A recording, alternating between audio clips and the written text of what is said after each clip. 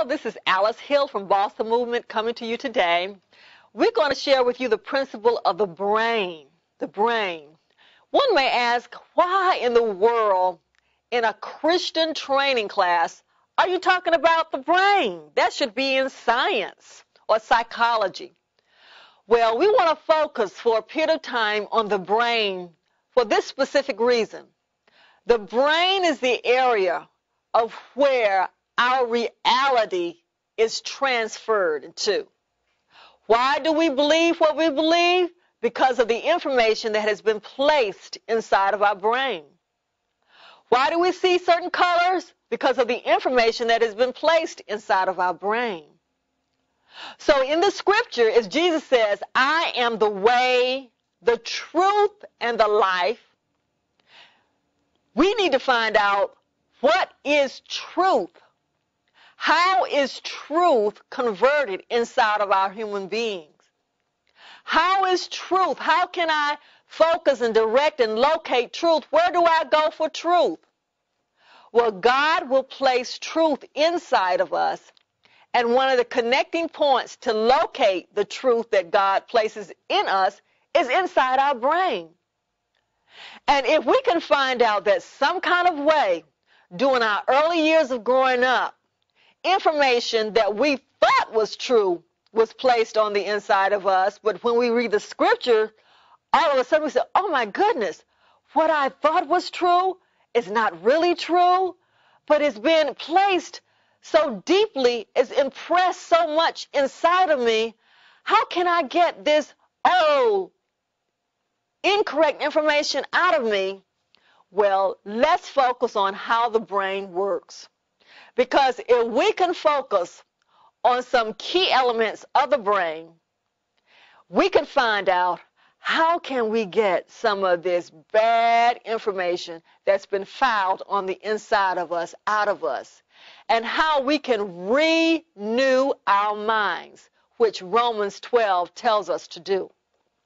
So are you ready to hear one of the highest and one of the most attractive forms and ways of renewing our minds? Well, let's start talking about the brain. Let me tell you first the incredible capacity, the incredible blessing that God has given to all of us when He gave us our brain. The brain scientifically has been proven to be able to receive over 100 million bytes of information per second. That's within 60 seconds. Over 100 million bytes of information can be downloaded onto the hard drive of our brain. And for those of you who may wonder, what in the world does 100 million bytes of information look like? Let me give you an example. Each letter of the alphabet can represent 1 byte. So A can represent a byte, B can represent a byte. So we put together 100 million alphabets, put those together. The brain can receive 100 million alphabets in 1 complete second. It can be transferred onto our hard drive. Now let's look at a book that hopefully you are very familiar with. That book is called the Bible. The Bible has been proven to have 5 million bytes of information. So that means the Bible can be downloaded onto the hard drive of our brain at least 20 times per second, because 20 times 5 is 100. So if it has 5 million bytes of information, that means it can be transferred onto our hard drive 20 times in 1 second. Let's look at the Encyclopedia Britannica. It has been shown that the Encyclopedia Britannica has 43.7 million bytes of information. What does that mean? It means that that encyclopedia can be transferred onto our hard drive at least 2 times per second. All the information that has been spoken from the beginning of time, as well as all the information that has been written, If all that data were gathered and transferred onto our hard drives, we would have at least 75% capacity left. And the brain is scalable. The more you use it, the more it expands to receive memory. So this magnificent instrument that God has given to us called the brain, through that scientific data alone, it shows us that we have only begun to use our brain and what its capacity is. If we remember back in the book of Genesis, in terms of what Adam did, God told Adam to name everything. So Adam, in his grand capacity, unlimited capacity of the brain, gave a name to everything.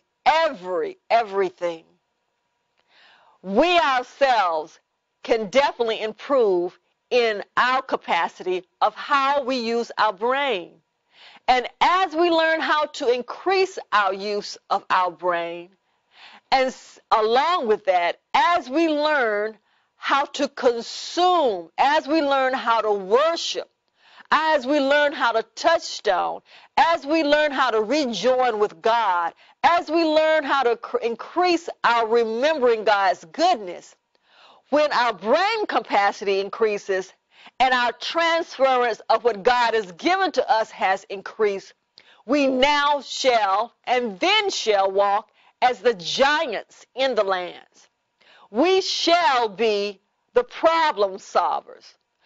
People of the world shall look to us for solutions. We shall then become the givers. We shall then become the head and not the tail. So from all that I've said, it really appears to be quite important for us to learn how to more effectively utilize this instrument called the brain that God has given to us. Now, in our Boss the Movement class, we train the youth that there are basically two components or two areas of the brain to focus on. One is called the subconscious mind. The subconscious mind basically feeds into the body, the flesh of man. The other part that we train and teach on is called the conscious mind. The conscious mind we want to build up more to feed into the soul of a man, to then hook up to God's reality so that we will walk more in the conscious mind than in the subconscious, or we will allow the conscious mind to become more dominant in us. But let's look at the foundation now called the subconscious mind. The subconscious mind is initially the mentor.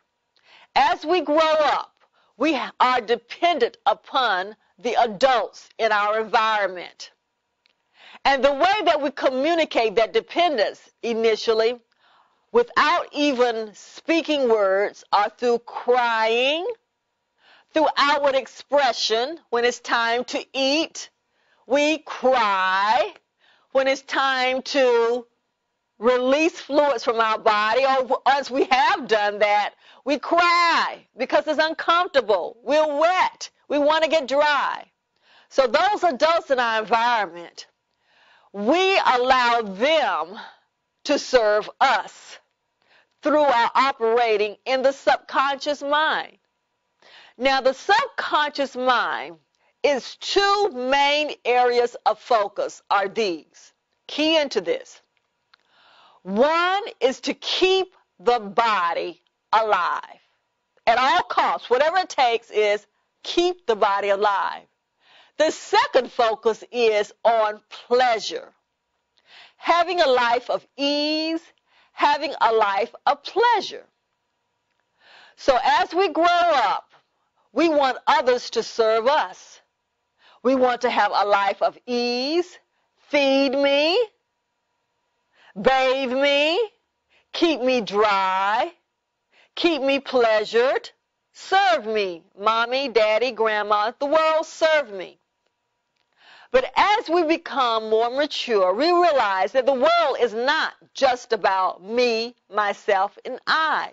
It's about others. So we would begin to grow, or we should begin to grow out of that stage of me, my, and I, into a stage later on that we're going to talk about, the conscious mind, we, us, and ours.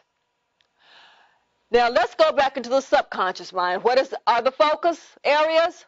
The focus areas: keep the body alive and pleasure. Pleasure means to get back into balance. I want to stay in a word that we train in Boston movement called homeostasis. Homeostasis is a way of seeking to get back into balance, seeking to stay in that state of comfort, which is a method of pleasure. When I'm very, very comfortable, I'm now pleasured. My body is pleasured because I'm at ease, I'm at comfort. Now, how does the body stay alive? How does the body initially learn? It's through the subconscious.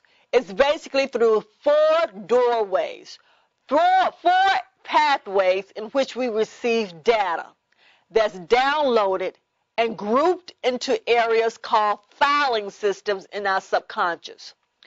One doorway is called the five senses. How do we learn as we grow up?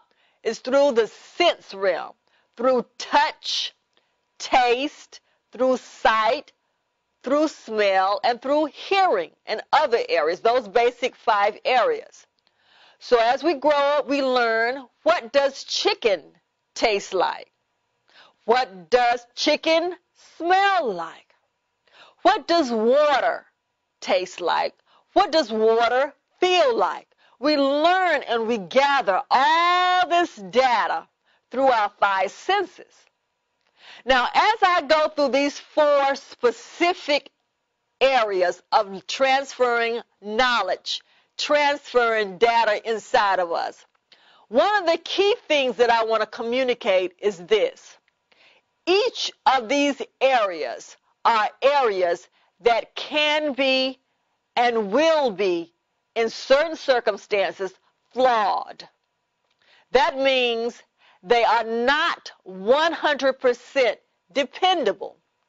Now, the purpose of us teaching about the brain is to focus on what is reality, what is truth. How can I position my life to connect with truth? And if we train you and train the youth that the dominant doors and pathways in our early lives, the four methods that we transferred data into us, if all of them have areas of being flawed, then all of a sudden we begin to see, my goodness, are you saying that a lot of the data in me that I thought was true is flawed? And in the scripture, Jesus said we are to find the truth. Well, the question is, if a lot of me is flawed, the information or data is flawed, how can I know truth? How can I connect up with truth? How can I see truth? How can I have truth operating in me as a dominant way of life? Well, we will train you and teach you how to do that. But let's look at the foundational methods of how information got into us at the beginning. So what's the first one that I decreed and spoke about? It was the five senses. And if you have someone who is color deficient, sometimes people call them color blind, but they're deficient in seeing certain colors accurately. If that person were to see an accident at the corner and they say, I was there, I was a witness, but they're color deficient. And when they see a car that was actually red, but their color deficiency says the car was green, and they go before a court, and the judge says, were you there? They say, yes, I was there on that date at that time. Did you see the accident? Yes, I saw the accident. What color was the car? And they say, well, from my eyesight, the car was green. they could get someone in trouble. They could get someone in jail because their color deficiency was not the truth, and therefore they transferred information that was not correct. In our next session, we're going to look more at the different areas in which data was transferred into us as a young person, and we're going to see how all of them are areas in which incorrect information got inside of us. And then we're going to learn the solution of how we can transfer that all bad data into true data and walk in a renewed mind as Jesus decreed us to do in Romans 12:2. So I look forward to speaking with you in part 2 of the brain. God bless you. This is Alice Hill of Boston Movement. Bye-bye.